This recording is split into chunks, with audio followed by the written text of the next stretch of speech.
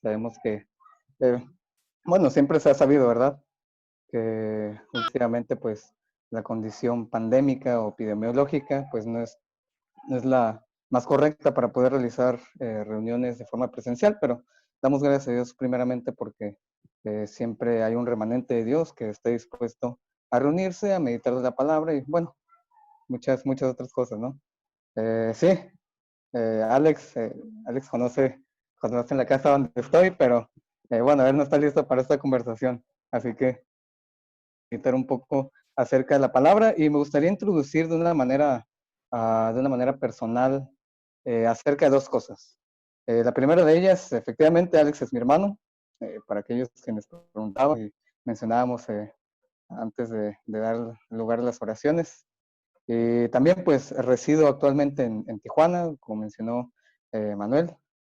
Soy de Baja California, Cachanilla, así que pues gracias a Dios porque nos permite estar ahí. Y a su vez mencionábamos que pues egresé en mayo pasado de la escuela bíblica en Ensenada, el Instituto Bíblico de Baja California, y pues es una bendición poder ahora compartir un poco, o sí, más que nada un poco acerca de lo que se aprendió en la escuela bíblica, ¿verdad? Eh, y la otra cosa que quisiera presentarles, permítame un momento, voy a compartir pantalla acerca de la meditación del día de hoy. Y según yo sí puedo compartir, así que muy bien. Ok, el día de hoy vamos a meditar acerca de las reacciones. Como jóvenes o como discípulos de Jesús, nuestras reacciones ante la obra de Dios, ¿cuáles son? Y para ello mencioné que íbamos a iba a introducir dos cosas. La primera, un breve énfasis en un servidor. Y la segunda cosa que vamos a introducir en esta tarde para nosotros, noche para algunos, es acerca de una palabra griega que se encuentra en Juan 9 y que también la podemos encontrar en Juan 10. Y esta palabra, muy interesante, proveniente del griego, la podemos encontrar en capítulo 9, verso 3 y verso 5, y esta palabra del origen griego, pues es za-erga, ¿sí? Efectivamente, es za-erga. Y esta palabra se puede traducir de dos maneras. La primera de ellas se traduce como obra y la segunda también se puede traducir como trabajo. Tanto la obra como trabajo es traducible en la palabra erga, que es obra o trabajo. Pero esta palabra tiene connotaciones tanto del Antiguo Testamento como del Nuevo Testamento. Por ejemplo, esta palabra en el Antiguo Testamento, y ahí podemos ver un flujo de estudio en la parte superior, para ser más específico en la parte izquierda, podemos ver que esta palabra en el Antiguo Testamento se refiere a las cosas que él hizo o creó. Sencillamente, las cosas que él hizo o creó. Por ejemplo, si vamos al Génesis capítulo 1, podemos ver las cosas que él hizo o creó. Por ejemplo, el primer día, la luz; segundo día, el agua y el cielo; tercer día, mares y tierras, y así sucesivamente. Podemos ver que Zaerga, en, traducido del griego, pero en el Antiguo Testamento puede significar las cosas que él, o sea, ese Dios, hizo o creó. Esa es la primera connotación del Antiguo Testamento. La segunda connotación del Antiguo Testamento es los hechos maravillosos que realizó. Ojo, Zaerga, la obra o el trabajo, se traduce en el Antiguo Testamento o tiene connotación como los hechos maravillosos que Dios realizó. Y si vamos al libro de Josué o al libro de Jueces, o más bien primero al libro de Josué, podemos ver, a resumidas cuentas, la conquista, los hechos maravillosos que Dios realizó en cuanto a la conquista. O si vamos al libro de Jueces, podemos ver la fuerza que Dios le daba directamente a los jueces para poder restaurar, entre comillas, la adoración genuina en Israel. Eso es lo que esa es la connotación que tiene esta palabra en el Antiguo Testamento en cuanto a los hechos maravillosos que Dios no hizo, no creó, sino que Dios efectivamente realizó. Y también podemos ver esta palabra, y es donde vamos a dar algo de énfasis. La podemos ver en el Nuevo Testamento. Lo antes mencionado fue en el Antiguo Testamento. No obstante, lo que ahora vamos a ver es en el Nuevo Testamento, lo que más nos compete. Y ahora del lado inferior, del lado izquierdo, podemos ver que en el Antiguo Testamento esta palabra se utiliza para las obras de Jesús que se revelaron y que asimismo comprobaban que Jesús era el Mesías, o también el Hijo de Dios, el Hijo del Dios viviente. Eso lo vamos a ver un poco más adelante, pero todo su tiempo. O también del lado derecho podemos ver lo que producía la obra o el trabajo en las personas, que era básicamente producir fe en Jesús. ¿Sí? Ojo con esto. La obra de Dios producía fe en el Hijo de Dios.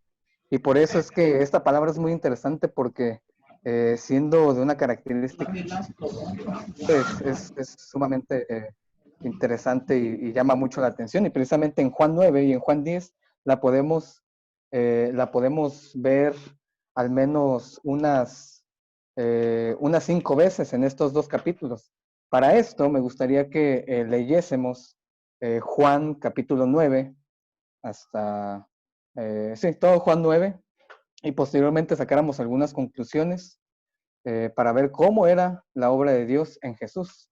Así que vamos a leer, les invito por favor a que vayamos a nuestras Biblias o desbloqueen sus Biblias y vayamos a Juan capítulo 9 desde el verso 1 hasta el final.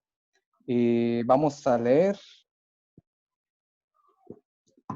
qué dice la escritura en Juan 9.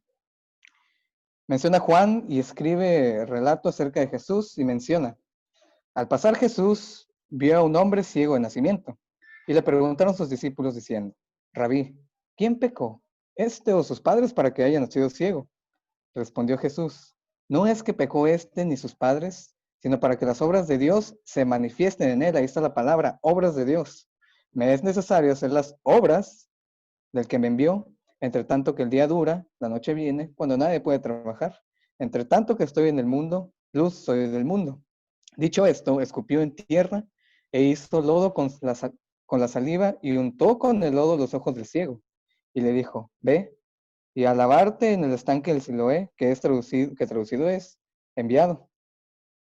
Fue entonces y se lavó y regresó viendo. Entonces los vecinos y los que antes le habían visto que era ciego decían: ¿no es este el que se sentaba y mendigaba? Unos decían: él es. Y otros: a él se parece. Él decía: yo soy. Y le dijeron: ¿cómo te fueron abiertos los ojos? Respondió él y dijo: aquel hombre que se llama Jesús hizo lodo, me untó los ojos y me dijo: ve al Siloé y lávate. Y fui y me lavé y recibí la vista. Entonces le dijeron: ¿dónde está él? Él dijo: no sé. Llevaron ante los fariseos al que había sido ciego, y era día de reposo cuando Jesús había hecho el lodo y le había abierto los ojos. Volvieron pues a preguntarle también los fariseos, aquí los fariseos entran en escena, también los fariseos cómo había recibido la vista. Él les dijo: me puso lodo sobre los ojos y me lavé y veo. Entonces algunos de los fariseos decían: ese hombre no procede de Dios, porque no guarda el día de reposo.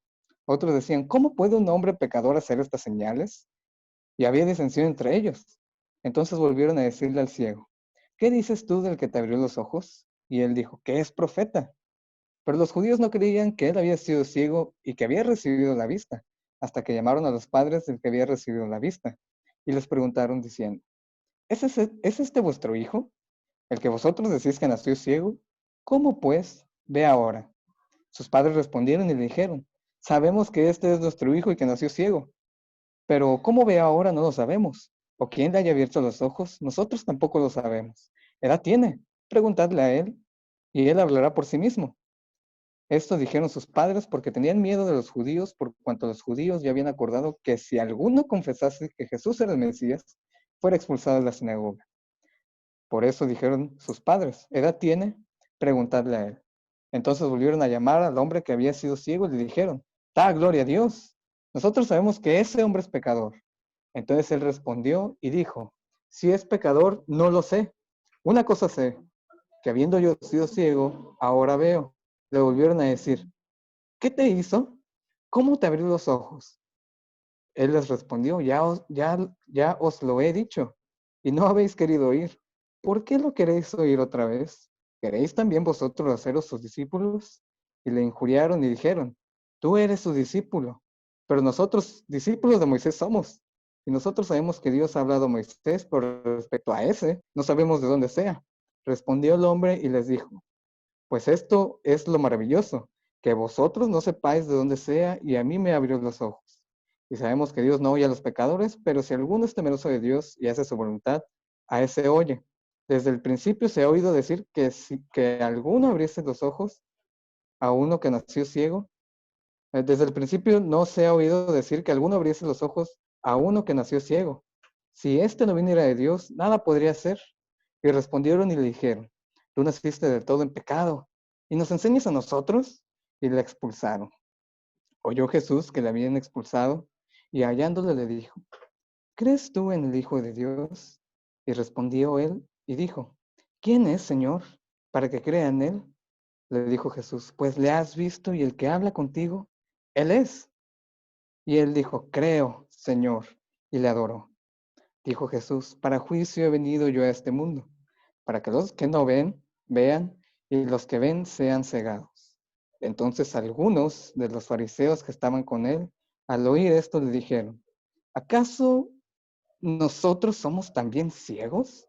Jesús le respondió, si fuerais ciegos, no tendríais pecado, mas ahora porque decís, vemos, vuestro pecado permanece. ¿Qué texto tan más llamativo, tan más precioso, tan más bello? Y hermanos, la obra de Dios, o mi reacción ante la obra de Dios, que es el tema o el título del tema para esta tarde, es acerca de lo que vamos a meditar, porque en este capítulo podemos ver la obra de Dios en tres personajes. El primero de ellos podemos ver la obra de Dios en Jesús, el cual su propósito, como menciona el verso 3 y el verso 5, es que la obra de Dios en Jesús tenía como propósito que las obras de Dios se manifestasen en el ciego. ¿De qué manera? Como lo habíamos leído, pues el ciego recibió la vista. Y quizás una persona vulnerable al recibir algo que no tenía o que carece, pues siente cierto grado de felicidad, siente cierto grado de compasión, como lo fue con este ciego. Pero otro de los propósitos de la obra de Dios en Jesús es que no nada más fue para que las obras de Dios se manifestasen en el ciego, en una persona vulnerable, sino también para hacer la luz del mundo, para hacer luz en el mundo, como menciona capítulo 9, verso 5. Entre tanto que estoy en el mundo, luz soy en el mundo. Pero lo llamativo o algo muy sobresaliente es que ante estos propósitos de Jesús podemos ver que hubieron dos reacciones. ¿Sí? Ojo con esto. Dos reacciones. De mi lado izquierdo podemos ver las reacciones en los fariseos, quienes entran en la escena cuando el ciego es sanado y cuando le preguntan al ciego, o inclusive cuando le preguntan al ciego, inclusive a los padres del ciego, cómo él había recibido la vista. Pero la reacción de los fariseos fue de forma, como dijéramos, fue en declive, fue de arriba para abajo. Y en este flujo de estudio podemos ver cómo fue su reacción. Por ejemplo, si vamos al mismo capítulo, en el verso 16, podemos ver que los fariseos, o la reacción de los fariseos ante la obra o el trabajo de Dios, es que reconocieron a Jesús como un hombre que no procede de Dios. Tenga en cuenta esto, que es algo negativo, una persona que diga que Jesús no procede de Dios. Esa fue la reacción de los fariseos, y hago mucho énfasis o recalco mucho en que la reacción de los fariseos fue cada vez más, fue disminuyendo, fue cada vez más para abajo, o inclusive fue siempre en declive. Tanto así que los fariseos se enojaron mucho, ellos se sulfuraron, tanto así que no nada más reconocieron a Jesús como un hombre que no procede de Dios, sino que también reconocieron a Jesús como un hombre pecador.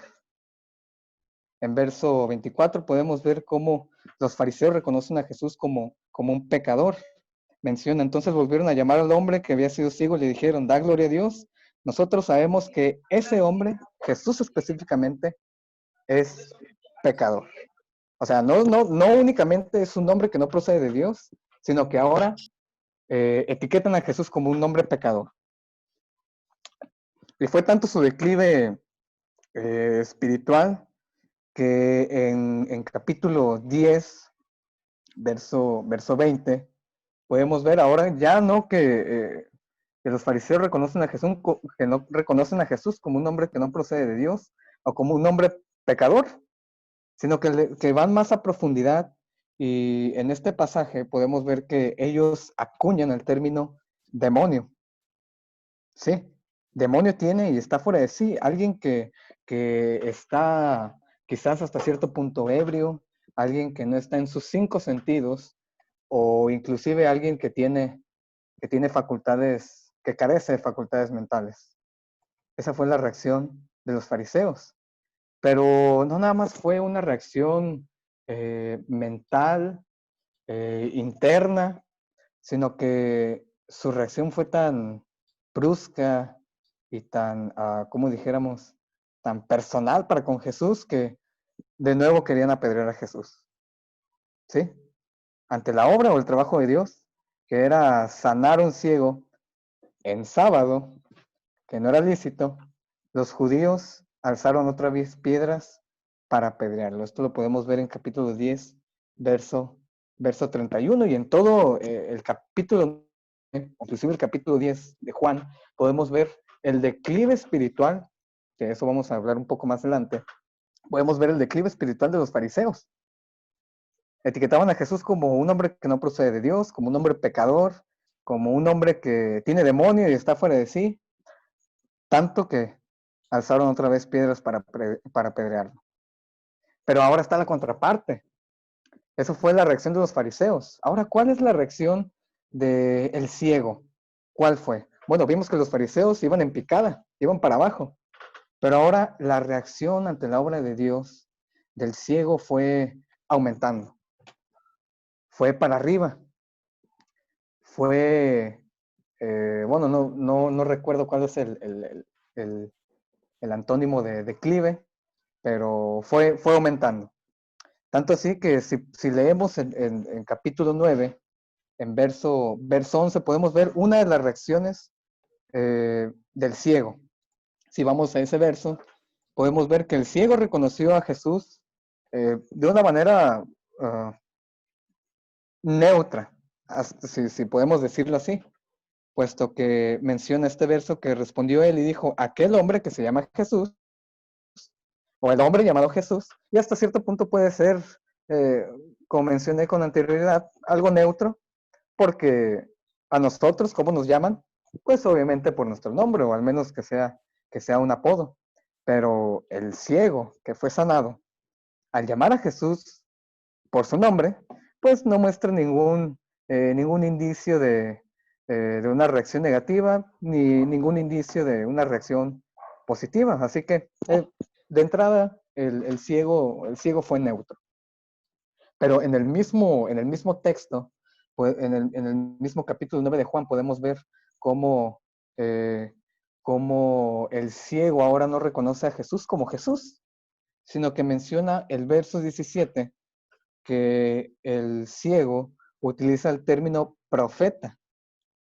Y si vamos al texto, dice, entonces volvieron a decirle al ciego, ¿qué dices tú del que te abrió los ojos? Y él le dijo que es profeta. Ok, fue neutro, pero ahora ya no es neutro. Ahora ya su fe o su reacción ante la obra de Dios fue aumentando. Y si hay un aumento, pues es bien visto. Pero no nada más fue su reacción positiva, sino que reconoció a Jesús como Señor. En verso 38, el mismo capítulo 9, podemos ver que el ciego reconoce a Jesús no únicamente como Jesús o no como un profeta proveniente de Dios, sino que reconoce a Jesús de una manera íntima como un Señor. Y este término señor se utilizaba para los esclavos. Bueno, se utilizaba para los amos, se le acuñaba a los amos y únicamente era utilizado por los esclavos. Así que ahí podemos darnos cuenta que la reacción ante la obra de Dios del ciego pues fue en aumento. Tanto así que él creía o se sentía parte del señorío de Jesús en su vida. Y si vamos al verso 38, podemos leer cosas muy escandalosas ante la reacción que tuvo este ciego. Menciona verso 38 que él le dijo, hablándose del ciego, creo, Señor, y le adoró. Fíjense, hermanos, los dos contrastes que Juan se toma el tiempo de introducir en su evangelio, en su escrito, para poder darles a los cristianos en el primer siglo indicios de que así como ante la obra de Dios puede ser, una reacción ante la obra de Dios puede ser negativa, a su vez la obra de Dios o una reacción ante la obra de Dios puede ser positiva. Entonces, eh, ¿qué está tratando de decir Juan cuando acuña o cuando introduce sus dos capítulos, que reitero, al principio no estaban divididos por capítulos, pero bueno, podemos hablar de eso en otro tiempo. Pero ¿qué es lo que está tratando de decir Juan cuando utiliza esta serie de relatos para darle un mensaje a la iglesia en el primer siglo? ¿Qué es lo que está tratando de decir Juan? Bueno, de primera entrada, lo que está diciendo Juan es que en capítulo 9, en su contexto, si pudiésemos resumir Juan 9 en al menos una oración o una idea, es que Juan 9 habla de ceguera espiritual. Eso es lo que en su contexto circundante, inclusive en Juan 8, al término de Juan 8, podemos ver que los fariseos no reconocían a Jesús como tal de una forma teórica, pero de una forma práctica, Jesús está diciéndole a los lectores, o Juan también le está diciendo a los lectores que así como de una forma teórica la espiritual es, así de una forma práctica la ceguera espiritual es. Incredulidad, básicamente. Entonces lo que está diciendo Juan es que la ceguera espiritual es latente, siempre está.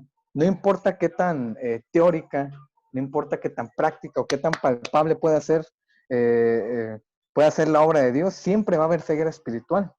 Y eso es lo que nos compete ahora, introducir Juan 10, porque en Juan 10, o los principios de Juan 10, hablan acerca de Jesús como buen pastor. Sí, hablan acerca de Jesús como buen pastor. Entonces lo que está tratando de decir Juan es que ante los milagros de Jesús o ante el poderío de Jesús en nuestras vidas de una manera quizás misteriosa, si nosotros, como discípulos de Jesús, somos ciegos espiritualmente hablando, nosotros estamos muy lejos de poder ver a Jesús. Eso es lo que está tratando de decir Juan. Está diciendo, hey, cuidado con la ceguera espiritual, porque ante la obra de Dios tú puedes tener, o una, ceguera, o dos, puedes tener una vista saludable para poder ver a Jesús. Eso es lo que está tratando de decir Juan en esta serie de perícopas. Entonces, ¿cómo puede ser mi reacción ahora como discípulo de Jesús ante la obra de Dios? Como mencionábamos, los fariseos tuvieron rechazo, tuvieron negación, pero el ciego tuvo aceptación. Y es que, de primera instancia, si alguien tiene aceptación ante la obra de Dios, pues está en lo correcto. Nadie puede detener en sí la obra de Dios, puesto que la obra de Dios, pues, se cumple a como dé lugar. Por ejemplo, en estos tiempos de pandemia, vemos personas que entregan su vida a Jesús, vemos una serie muy quizás exuberante de reuniones virtualmente hablando como esta, pero en sí nadie puede detener la obra de Dios. Siempre la salvación va a estar ahí dispuesta mientras tengamos vida. Es por ello que nosotros, como discípulos de Jesús, debemos adorar si tenemos una actitud de aceptación ante la obra de Dios, si tenemos esa apertura, pues nosotros no podemos detener la obra de Dios, porque la obra de Dios siempre va a cumplir sus propósitos. Y por ello debemos adorar a Dios por su obra en nosotros, la cual consiste en la salvación a través de Jesús. Es por ello que si nosotros tenemos una vista saludable y si aceptamos la obra de Dios en nuestras vidas, es que vamos a poder tener la salvación y vamos a poder ver a Jesús de una forma más íntima, de una forma más tipológica, de una forma más, hasta cierto punto, más palpable. Entonces, si una persona, viendo el otro contraste, se niega ante la obra de Dios en su vida, pues quizás esta persona va a tratar de detener la obra de Dios, como a contrario a alguien que acepta la obra de Dios en su vida. Va a tratar de detener la obra de Dios. Me llama mucho la atención que, eh, bueno, quizás ante esta pandemia, que la verdad ya me tiene a tope, eh, muchas personas tratan de detener la obra de Dios y poner excusas por esto que está ocurriendo en este último tiempo. Pero quizás las personas que se niegan a la obra de Dios ante sus vidas, pues ante tratar de oponerse ante la obra de Dios, pues pueden llegar a, a tener amargura. Pueden tener amargura exuberante, como lo vimos con los fariseos. No únicamente mencionaban a Jesús como alguien que no provenía de Dios, como alguien pecador, sino que eh, querían apedrearlo, querían oponerse ante la obra de Dios. Pero todo esto, pues, puede ser, eh, puede ser producto de una altivez personal. No sabemos cuáles sean los síntomas de alguien que trata de tenerlo la obra de Dios. No sabemos, pero siempre va a ser eh, ese riesgo para alguien que rechaza que rechaza a Jesús y su trabajo. Entonces, ¿en qué consiste la obra de Dios? Consiste en mera salvación. No porque alguien sea bautizado, no porque alguien se haya introducido las aguas del bautismo, eh, puede ser salvo, siempre salvo. Esa es una teología que quizás es muy meticulosa y es muy profunda. No pienso hablar de esto, pero hago énfasis en esto porque no hay que caer en errores. Si alguien que profesa a Jesús en su vida, quizás, pues, ahora sí que, como dijéramos los mexicanos, ¿no? Dios nos agarre confesados y pues que Dios nos salve, ¿no? Pero quizás eh, la obra de Dios en la vida de las personas puede ser un milagro. A nosotros como discípulos de Jesús, pues nos compete la salvación de primera instancia, pero también nos puede competir algunas otras cosas. Pero lo que me gustaría, de manera breve, concluir es la siguiente pregunta. ¿Cuál es mi reacción como discípulo de Jesús? Quizás porque sé mucha Biblia, quizás porque, como mencioné con anticipación, quizás porque egresé de un instituto bíblico, estoy por delante de las personas, en ninguna manera. Puedo caer, efectivamente, pero no por eso voy a ser más salvo que las personas o que otras personas. Pero entonces, ¿cuál es mi reacción ante la obra de Dios que se manifiesta en diferentes formas, como lo es la salvación, como lo es quizás un discipulado activo, como lo es quizás comunicación o entablar relaciones amistosas con diferentes personas que sean discípulos de Jesús o no sean discípulos de Jesús? ¿Cuál es mi reacción ante la obra de Dios que se suscita en mi congregación? ¿Cuál es mi reacción ante la obra de Dios que se suscita en mi vida, en la vida de mis hermanos, en la vida de mis familiares, en mi contexto social, familiar, cultural inclusive? ¿Cuál es mi reacción para que yo pueda ver más a Jesús? ¿Es mi reacción como la de un fariseo? ¿Es mi reacción como la del ciego? ¿Cómo es mi reacción? Si yo reacciono de una manera negativa, pues yo no voy a poder ver cada vez más a Jesús, porque mi propia altivez personal me lo impide. Pero si yo, como creyente en Jesús, creo firmemente en Él y en su señorío, tanto así que me considero una oveja y considero a Jesús como el buen pastor, nosotros estamos más cerca de estar ante los pies de Jesús, de reconocerlo. Y me gustaría concluir con los siguientes versos que están en Juan 10 y versos 9 y 11. Y dice de la siguiente manera: yo soy la puerta. El que por mí entra será salvo, y entrará y saldrá, y hallará pastos. El ladrón no viene sino para hurtar y matar y destruir. Yo he venido para que tengan vida y la tengan en abundancia. Yo soy el buen pastor. El buen pastor da su vida. El buen pastor su vida pone por las ovejas. Y bueno, lo demás lo podemos leer en otra ocasión. Lo que me gustaría concluir es cuál es mi reacción ante la obra de Dios en mi vida como ser humano. Si es de rechazo, adelante. Si es de aceptación, adelante. Espero de todo corazón que en nuestras vidas podamos ver más a Cristo, a su señorío, su misma palabra, para que juntos podamos decir firmemente: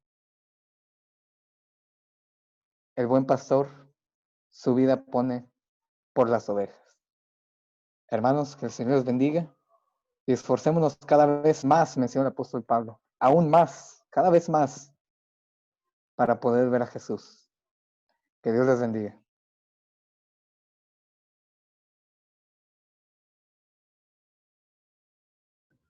Amén. Gracias, hermano, por traernos el mensaje en esta noche. Dios te bendiga grandemente, sin duda un tema para reflexionar en esta noche. ¿Cuál es nuestra reacción ante la obra de nuestro Dios? Es lo que preguntaba nuestro hermano y es algo que hay que meditarse. Hay que meditarse si queremos ser como los fariseos o si queremos ser como aquel ciego que precisamente reconoció la autoridad, reconoció al Dios vivo a través de Jesucristo, el Dios encarnado. Vamos a pasar a un himno, un coro a cargo de nuestro hermano Almonte. Adelante, Roberto.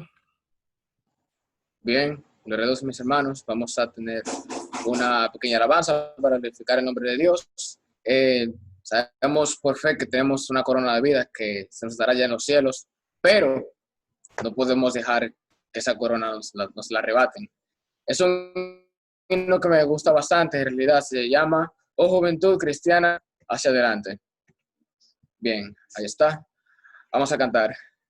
Oh juventud cristiana hacia adelante, luchando por salvar los pecadores. Un galardón en el cielo ha de ganarte y morarás con el Señor de los señores. No dejes que otro tome tu corona, que Cristo ha preparado para ti, que será para siempre la victoria cuando la trompeta suene para el fin. Unidos vamos todos al combate, lavados con la sangre de Jesús, que en el Calvario Él pudo derramarla y llevar nuestros pecados en la cruz.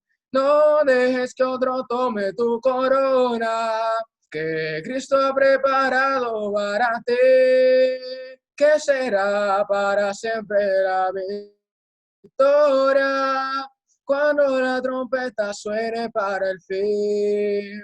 Si la tribulación suele alcanzarte y el enemigo cruel tu vaso vela, una mirada al cielo y al instante el Señor Jesucristo te consuela. No dejes que otro tome tu corona, que Cristo ha preparado para ti, que será para siempre la victoria cuando la trompeta suene para el fin.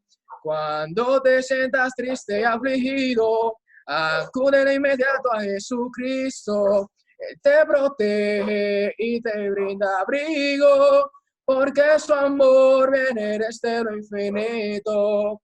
No dejes que otro tome tu corona, que Cristo ha preparado para ti, que será para siempre la victoria cuando la trompeta suene para el fin. No dejes que otro tome tu corona, que Cristo ha preparado para ti, que será para siempre la victoria cuando la trompeta suene para el fin.